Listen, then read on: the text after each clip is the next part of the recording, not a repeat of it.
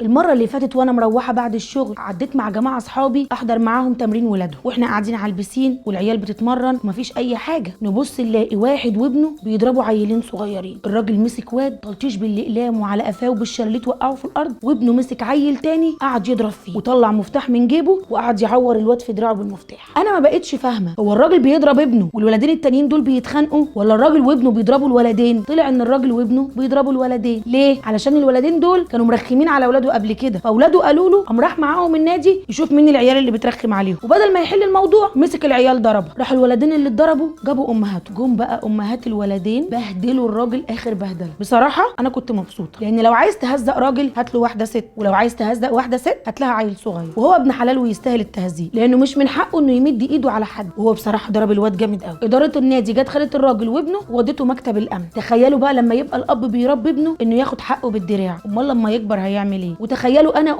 راح اودي ابني النادي علشان يتمرن، ابني يجي لي متلطش بالاقلام ومضروب بالطريقه دي من راجل كبير. يا جماعه خناقات العيال للعيال، والمفروض ان احنا كبار نعلمهم ونفهمهم الصح. وعلم ابني لا يرخم على حد ويقل ادبه، ولا يسمح لحد ان يقل ادبه عليه. ونداء للستات اللي بتودي عيالها تمرين، لو سمحت بطلي تقعدي مع اصحابك تتكلمي وتنسي عيالك اللي انت سايباهم بيلعبوا وبيتخانقوا وبيتعوروا وبيقعوا وبيقوموا وانت قاعده مش مركزه، قاعده تلوكي وبس. كل واحده لو سمحت راح تودي ابنها يلعب رياضه بعد اذنكم ركزوا معاهم. كلمه بقى للراجل اللي ضرب الواد، اتقي الله علشان ما يجيش واحد زيك كده واقوى منك يمسك ابنك يعجنه. هو انت ايه ما عندكش مخ خالص؟ بتعمل عقلك بعقل عيال؟ تمسك عيل صغير تضربه عشان خاطر ضايق ابنك؟ قولوا لي بقى في الكومنتات رايكم ايه في الراجل اللي ضرب الولد، ورايكم ايه في الام اللي قاعده ومش منتبهه لاولادها.